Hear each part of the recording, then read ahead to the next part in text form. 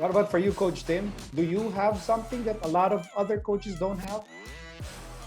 I mean, not really. I mean, I would, I look back and some of the things that again are common with Coach Norman was and he hit on it was I think my strength is really relationships. Building relationships with players and getting them to buy into the system that we've tried to run but it's not. There's no magic in it. I don't think there's a magical thing that we have over other people. We've had longevity, and that really helps. We've had opportunity, and that really helps. Some coaches don't get the opportunity, but I think that you have to constantly show development, constantly show improvement if you're going to get that longevity. And if you're going to get that longevity and you're going to develop and improve, then you've got to have relationships with players and you got to get buy-in. And so it's not magic, like Coach Norman said. It just comes down to a lot of hard work and sometimes being in the right place at the right time. Sometimes that shot falls, and sometimes that shot doesn't fall. I look back at our Grand Slam in the Pure Food season. When Norman won the Grand Slam in '89, it was a complete domination. When we won the Grand Slam in '96 in Alaska, I actually felt we were dominating that time. But when we won the Grand Slam in 2014 with Pure Foods, oh my gosh, we had to have so many things work for us, including a wide open Jeff Chan miss, a wide open Paul Lee miss. I mean, that would have won the game for them and stopped our Grand Slam, but they went out and we won. So there's a lot of contributing factors to winning those Grand Slams and having an opportunity to do so. You, both of you mentioned that it's a lot of it has to do with building relationships with players, and I'm curious, like, as Grand Slam coaches, what's your pet peeve? Like the thing that players have been doing for the last 30 years that drives you nuts. Coach Norman, I'll start with you. Well, I'm really into discipline. I need my players to be disciplined. The one thing I can say about my Morocco team, despite the fact we haven't won a championship yet, is that I don't have any attitude problems. I don't have any off-the-court problems. I don't have to tell guys to be on time for practice. My guys know to come in an hour and a half early to get ready for practice every day, to get their work in. Those are the things coaches look for. It used to pain me sometimes, and I won't go into names, but some guys would show up exactly 1:59 for a 2 o'clock practice every single day, and almost made me feel like he was just waiting in his car until it was 1:55, and then he decided to get out of his car and walk into the gym. And coaches, they want to have guys who are willing to put the work in, because you're only going to improve no matter who you are. It doesn't matter how old you are. I remember when Sonny Jaworski was about 45. I think he was still improving, right? Because he played until he was 50, didn't he? No matter who you are, no matter how old you are, you're always trying to improve your skills. You're always trying to add something to what you have so that you can still be credible when you get out there on the basketball court. And I have big problems with lazy players. I mean, it just drives me nuts because it's probably the exact opposite of what I was as a player. So I'm really into guys who really want to put the effort out there.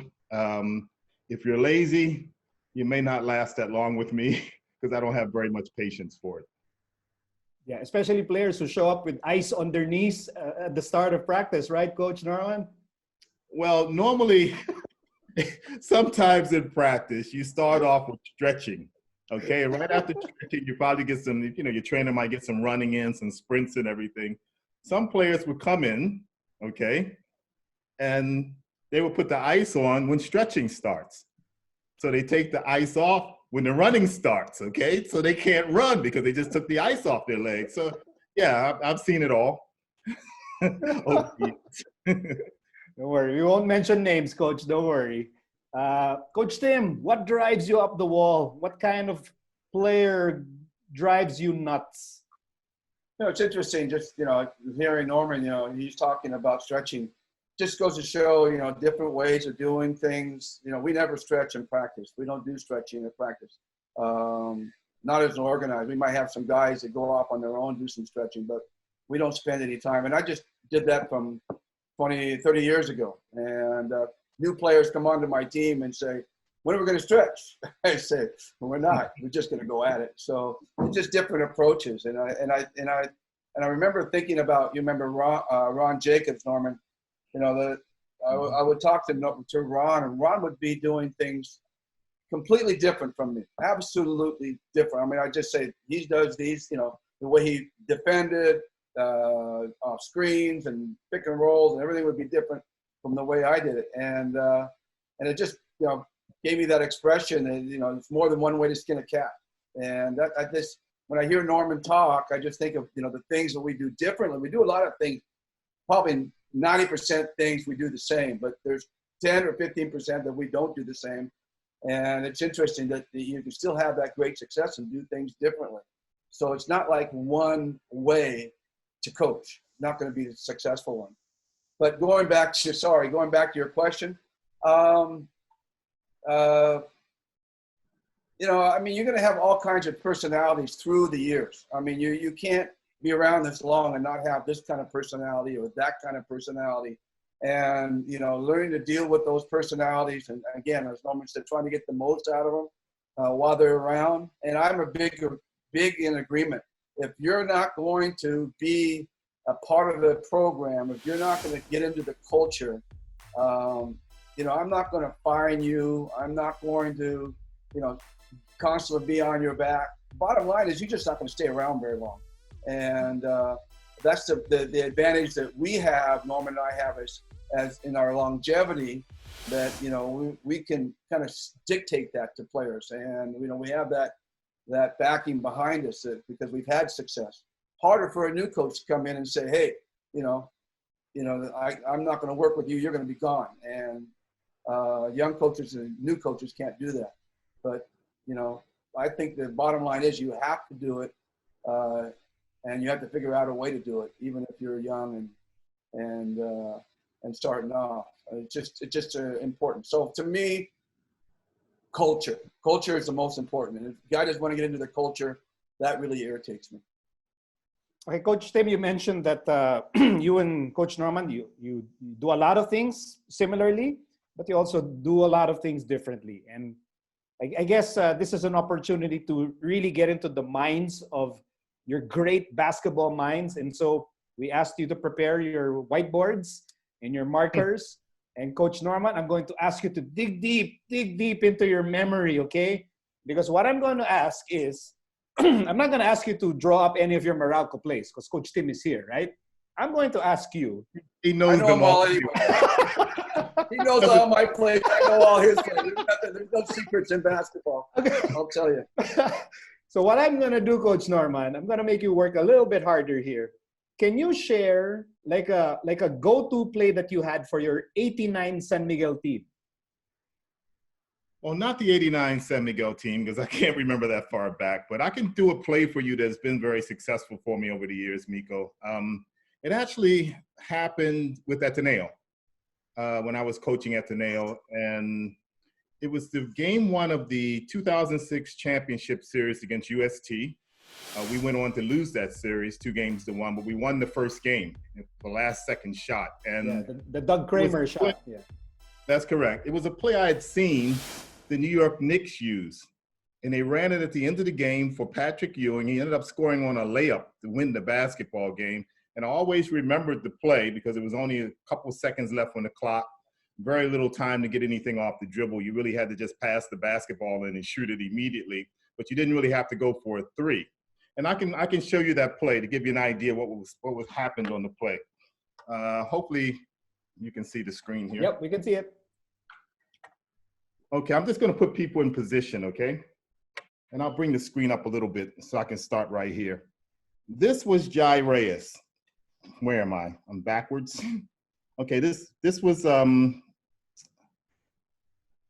way it's coming across. It's a little bit different. Yeah, we can see it. Don't worry, right. Coach. We can see it. Yeah. This was Jai Reyes right here. I'm not sure who this was. I think it might have been Chris Chu. Okay, I do know this was JC and Tao. This was Doug Kramer. And then this was Mackie Escalona. Now, we only have like 1.5 seconds left on the clock to score, I believe, maybe just 1 second. So it has to be a last second shot. But obviously, you can see we're in a box. We're in a box formation. Just a little bit, Norman. A little I'll higher. bring it up a little bit. A little higher. Raise your there. We go. Good. Okay, we're in a box formation. Mackey has the ball out of bounds. And I remember this so clearly because I remember TJ criticizing the fact that we allowed Mackey Escalona to take the ball out of bounds because I think USC had a 6'5" guy on the inbounder, and Mackey's only about 5'10", 5'11" at the most. So he was our inbounder on this. And this is the story behind that, okay? I actually asked Ford Auerl to pass the basketball in. He was supposed to be the inbounder on this play. But when I looked at him and told him that he was going to inbounds, he looked at me like, "Are you sure, coach? You sure you want me to do this?" And I started to see a little bit of a question mark in his face. So I looked around to everybody on the bench and I said, "Who wants to throw the ball inbounds?" Mackey Escalona was the one to put his hands up. So he ended up being the inbounder. That's how he became the inbounder on this play. Now, the whole purpose was for us to make them think that Jai Reyes was going to take a three-point shot. Okay, but what we did was we took this top guy and we ran him off. Okay, when we ran him off, we had Doug Kramer set a pin down for Jai. Okay, all right. Obviously, the guy guarding Doug Kramer thought that Jai was coming out for a three-point shot. So when this JC ran off, he went to that corner. Jai came off. Doug's man helped on Jai Reyes. Now, the instructions of Mackey was the ball fake here and pass the ball directly to Doug underneath the basket. This player here was more of a decoy. All right, so what happened was we basically ran somebody through to try to get a little bit of diversion there as he went through the play. And then when we pinned down, we were hoping that the guy that was guarding Doug Kramer would step out on Jai Reyes, leaving Doug open underneath the basket. And that's exactly what happened. Now, you can credit Doug for making a wide open layup with 1 second left, but more importantly, you have to credit Mackey Escalona for one, ball faking, two, making a great pass to Doug Kramer underneath the basket. So this was a play actually that I didn't invent, as most basketball coaches should admit that they don't invent things. We actually pick up things from other coaches, particularly over the years. But at the same time, this was a play that the New York Knicks ran and won an in-game situation with Patrick Ewing scoring the last shot. Can I get a quick reaction to that play, Coach Tim? Did you see that? Did you actually, were you watching, did you watch that game live? Yeah, I remember that Doug Kramer shot. I didn't remember it until he designed the play. And then I remember now, I remember watching that shot. So it's a great decoy. And you got to have a real good shooter coming out. And, Jai was, if I remember correctly, was playing well that game. So they were focused on him. It was a great play. What about Johnny A? Oh, my favorite. If I didn't play with Hector. He can't be. He's my favorite. No, he can't be your favorite. He's my favorite. If you can rebound, you're my favorite, okay? I love rebounding.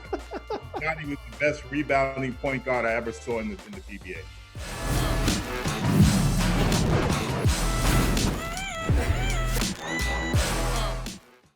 Hey sports fans, thanks for watching The Score on the ABS-CBN Sports YouTube channel. Click on this button and subscribe for more sports videos.